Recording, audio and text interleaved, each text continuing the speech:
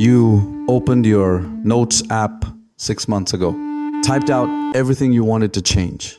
Your savings, your habits, your life. You never opened it again.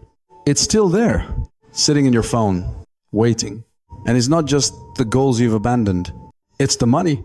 Your friend mentions they're short on rent. You send money. Your sibling needs groceries. You send money. A coworker's car broke down. You send money. And every single time you tell yourself, this is the last time. But when the moment comes, you can't. You watch your balance drop and you feel something strange. Not regret, relief. Your savings account stays empty. Your alarm goes off at 7. You snooze it. By noon, you've already given up on the day. By night, scrolling, numbing, drifting, waiting for the feeling, the surge of motivation, the perfect moment to finally become who you know you could be. And it never comes. Here's the truth no one tells you. These aren't two separate problems. They're the same problem. You are stuck in a loop. And today we're going to break it. You don't give because you're generous. You give because you're terrified of what happens if you don't. Deep down, you believe something dangerous. That if you're not useful, you're worthless. That if you stop giving, people will stop caring. Psychologists call this conditional self-worth. And it doesn't start in adulthood.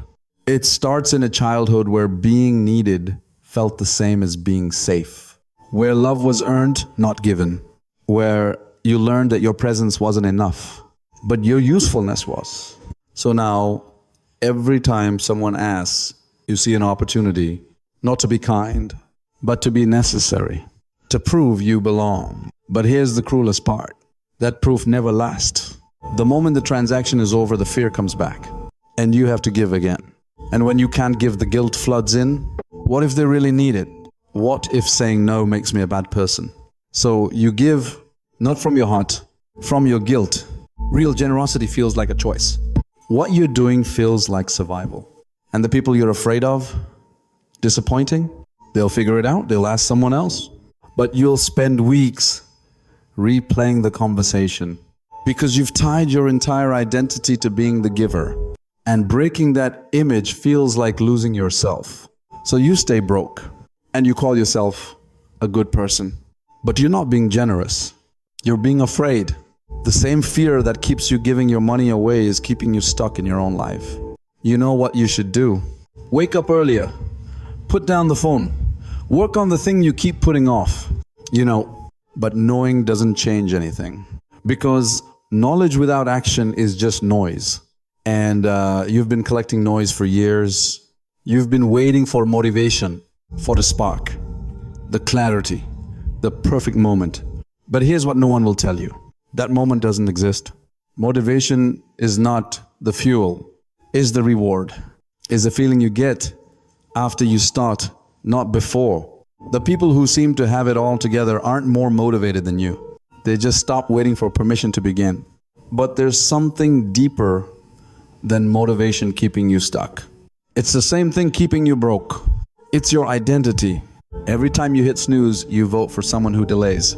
Every time you give money out of guilt, you vote for someone who can't say no. Every time you break a promise to yourself, you vote for someone you can't trust.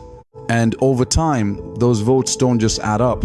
They become you, not the version of you that you talk about. The one you live. You don't need a new strategy. You need to change your vote. Stop calling it generosity when it's fear. Stop calling it, I'll start tomorrow, when it's avoidance. Name the pattern for what it is, a coping mechanism you learn to stay safe. Because you cannot change what you refuse to see. Someone asks for something you can't afford.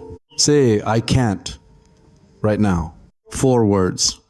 That's all. Don't explain, don't apologize. Just breathe through the guilt. Because guilt is not evidence that you did something wrong. It's just a feeling. And feelings aren't facts. Watch it come. Watch it pass. That's the moment you take your life back. Don't try to overhaul everything at once. One thing, so small it feels almost pointless. Make your bed. Drink a glass of water. Open the document. Because transformation doesn't happen in one dramatic moment. It happens in the tiny, boring, unglamorous decisions you make when no one's watching. And every small action is a new vote. A vote for someone who follows through. Someone who can be trusted. Someone who finally shows up for themselves. Protect your attention like it's the most valuable thing you own. Because it is.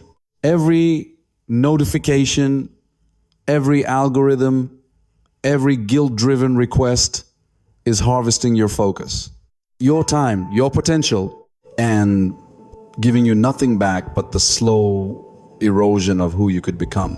Delete the apps. Turn off the notifications. Not because of willpower, because systems outlast willpower every time. Sit in silence long enough to hear the truth. Most people fill every second with noise because silence is where the voice lives. The one that says you're wasting your life, you're capable of more, you're hiding, but that voice is not your enemy. It's the part of you that refuses to let you settle. So sit with it. 5 minutes, no phone, just you and the truth. Here's what this all comes down to. The reason you keep giving your money away and the reason you keep delaying your life are the same reason. You don't believe at the deepest level that you're enough without proving it, without being useful, without being needed, without earning your place in every room you enter. So you give, and you delay, and you drift through another day, another week, another year that looks exactly like the last. But you are not your pattern. You are not your history. And the next decision you make doesn't have to look like the last one. You've spent years giving to feel safe. You've spent years waiting to feel ready. What if today, for the first time, you just chose yourself? Not forever, just today. That person, the one who says no when they need to, who starts before they feel ready, who shows up for themselves the way they've always shown up for everyone else, that person already exists. They're not in the future. They're in the next decision you make. So what will it be? If this hits something real in you, don't share it. Not yet. Sit with it first. For once, do something just for you. And when you're ready, subscribe. Because understanding why you do what you do is the first step to doing something different.